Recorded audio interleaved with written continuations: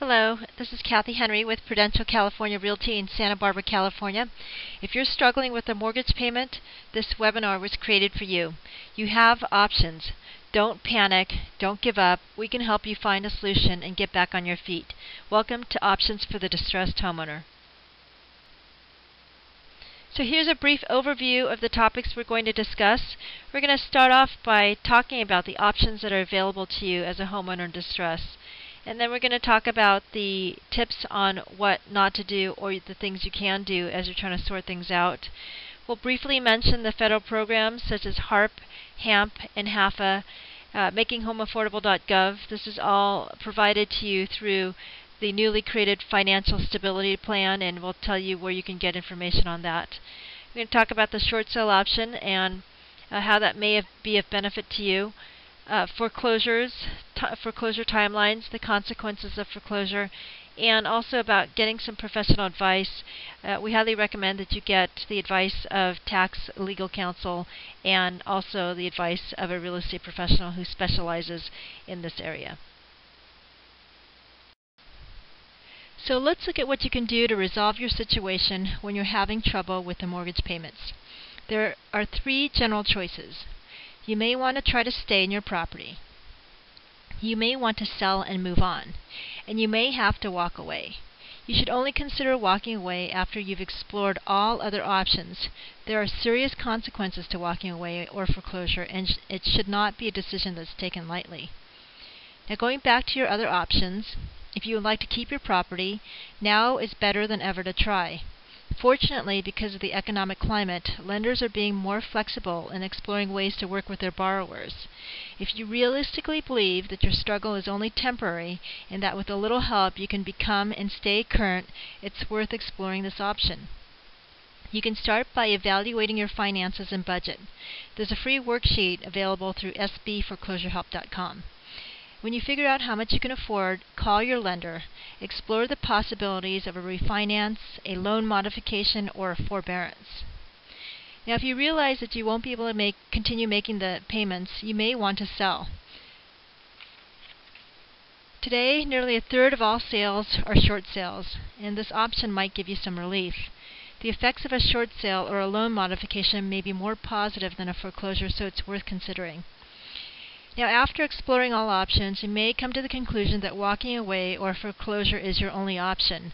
But you should discuss this and all other options with a licensed tax, legal, and real estate expert who specializes in this area to be sure you're making the wisest choice.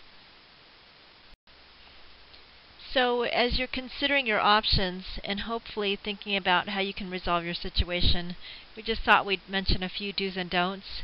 Just a reminder not to panic. Panic-driven decision is not a well-thought-out decision. A decision such as foreclosing without exploring all options might lead to an undesirable and unexpected consequence. Unless the actual foreclosure sale is less than 45 days away, you still have time to explore your options, and even if you have less than 45 days, you may still have time. Don't stick your head in the sand. Many people believe that they're helpless and they just let the foreclosure run its course without consulting with the lender and the real estate professional. These people can give you timely, relevant advice, and a short sale or loan modification may minimize the impact on your credit scores. So if possible, you don't want that foreclosure on your record. Keep your necessary accounts current. When you're deciding what to pay, make sure you look at all the terms of your accounts. If you need that credit card to get by, don't jeopardize it. A short sale or a loan mod may just be one phase of a larger plan to get through this difficult period, and you want to be able to recover as quickly as possible. Keep your HOA dues current. Many lenders on a short sale aren't willing to pay for past due HOA fees, so don't let this keep you from avoiding foreclosure. Don't deed your property to anyone without written confirmation from your lender that your loan has been paid off. There's a lot of scammers out there, so just because you no longer own that property doesn't mean that you're not responsible for the loan. If you still want to do this, please talk to your attorney. And don't pay in advance to modify your loan. It's illegal in California to ask for an advance for a loan modification. So we talked about HARP, HAMP, and HAFA. What is this? They're all programs that are available through the Financial Stability Plan that's offered by the federal government.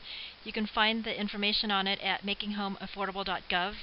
HARP is basically the refinance program that's available to homeowners with a Fannie Mae or Freddie Mac loan.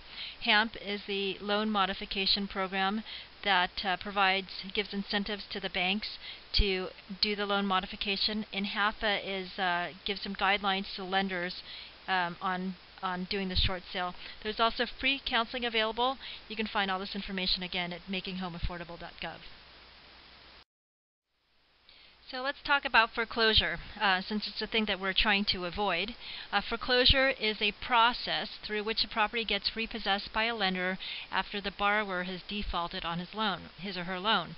It's a process that no one wants to go through, and we're going to discuss in a minute why you want to avoid that. Now, you may know people that have had their house foreclosed on, and the thing is that it might not have been their best option. You should avoid foreclosure if at all possible, because it has negative consequences on your credit score, your ability to get a new home loan or consumer loan, and your ability to find a job.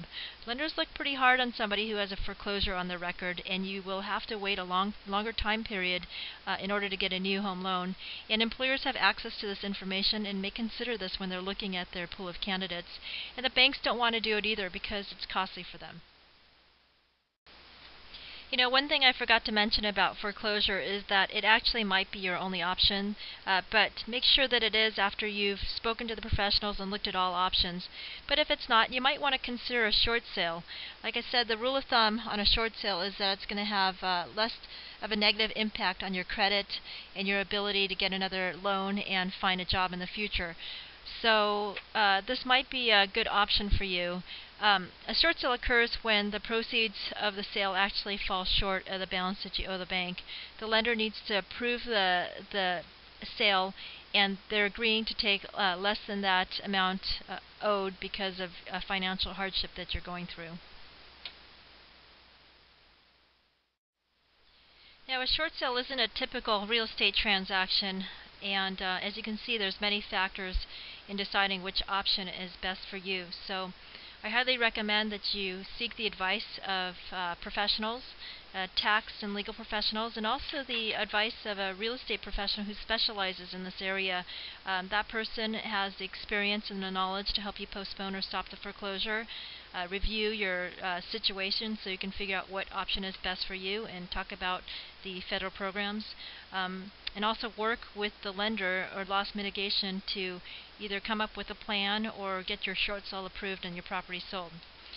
So that wraps it up for this presentation. If you have any questions about any of the topics, feel free to send me an email at the email address below, or you can visit sbforeclosurehelp.com. Thank you, and I wish you the best of luck.